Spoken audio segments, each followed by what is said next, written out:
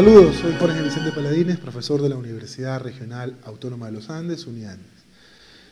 Hay un tema que siempre ocupa las primeras planas del debate previo al inicio del estudio del derecho constitucional, que es ¿para qué sirven las constituciones de las repúblicas o las constituciones políticas?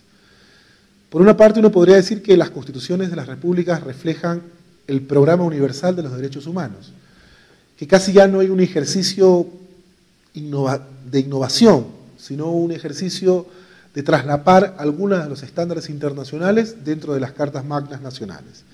Así, por ejemplo, uno podría encontrar el principio de la presunción de inocencia en la Declaración Universal de los Derechos Humanos, en el Pacto Internacional de Derechos Civiles y Políticos, en la Convención Americana de Derechos Humanos.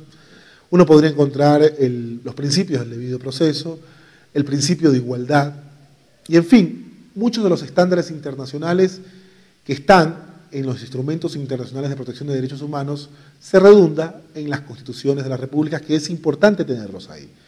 Entonces, desde ese punto de vista uno podría decir que las constituciones de las repúblicas sirven para identificar el programa de derechos humanos que hoy se apuesta el nuevo Pacto Social Nacional, que en el caso concreto del Estado ecuatoriano nació desde la Constitución de Montecristi.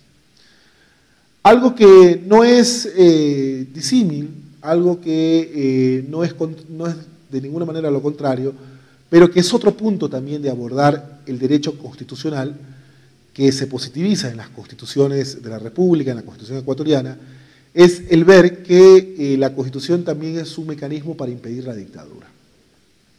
La dictadura es un término muy complejo.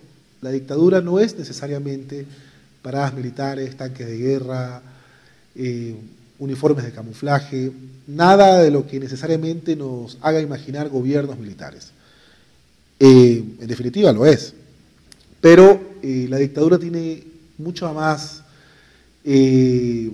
implementación y desarrollo soterrado, encubierto, en una categoría que es muy cuestionable, pero que está presente en todas las funciones, en todos los poderes del Estado, que es el famoso decisionismo político, del que habló también uno de los polémicos juristas del nazismo, Carl Schmitt.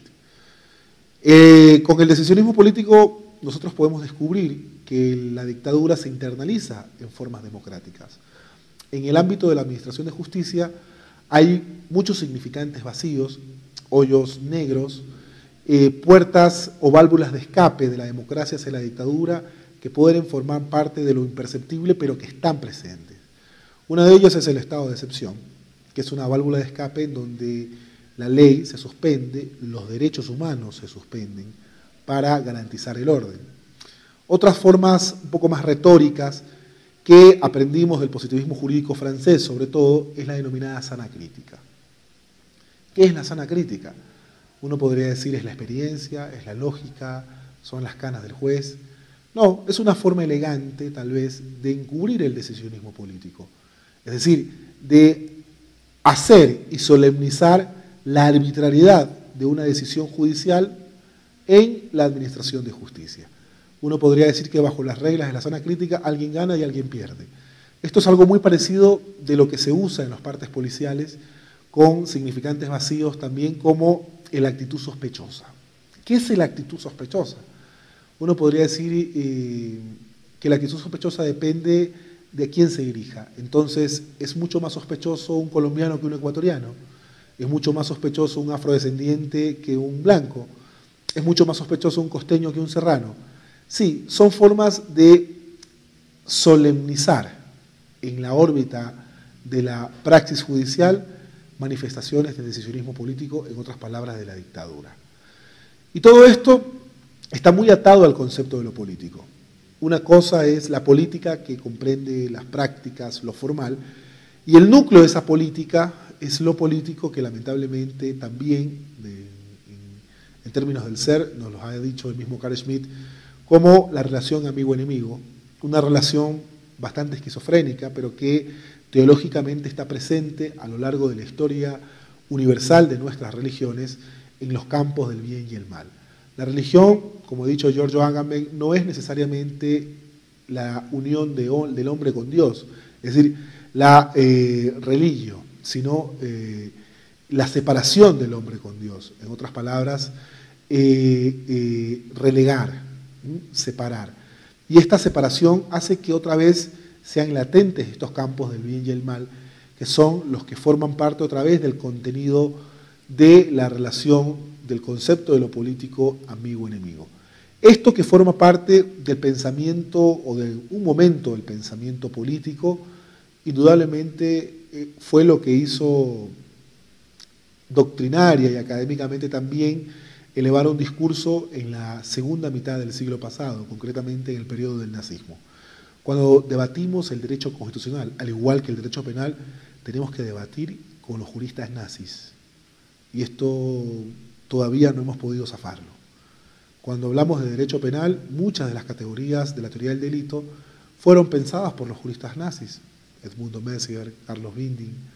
Y cuando hablamos también del derecho constitucional, tenemos que siempre debatir el pensamiento nazi de juristas como Carl Schmitt, asesor jurista, por supuesto, de Adolf Hitler.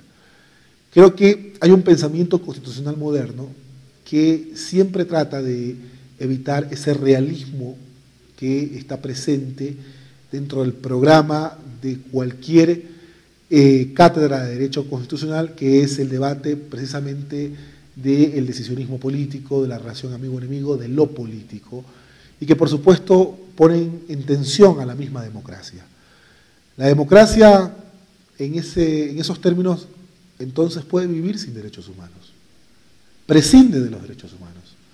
Podemos tener gobiernos que, bajo la clásica definición de Joseph Schumpeter, de que la democracia es todo lo que tenga elecciones libres, transparentes y periódicas, supervivan aunque su población muera de hambre. Tenemos muchos países vecinos que en su vida han tenido gobiernos militares, pero han tenido elecciones libres, transparentes y periódicas. Sin embargo, tienen hasta el día de hoy una cuenta por goteo de desaparición forzada de personas, tienen una gran población que vive en la marginalidad y extrema pobreza, y que sin embargo se definen como países democráticos. La democracia puede prescindir de los derechos humanos, pero los derechos humanos no pueden prescindir de la democracia. Necesitamos entonces atar esa definición de democracia bajo una crítica del concepto de lo político.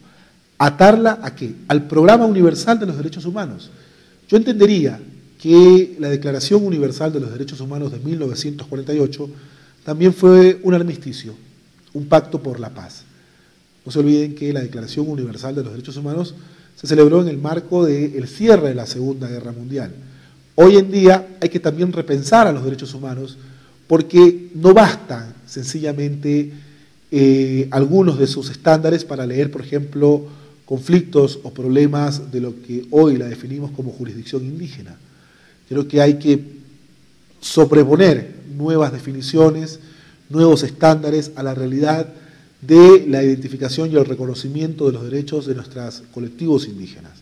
Este es uno de los ejemplos también que nos haría entrever que el debate del derecho constitucional es dinámico, que no se debate sencillamente con postulados o ideologías, sino que se debate también con categorías a la luz de la realidad de nuestros pueblos.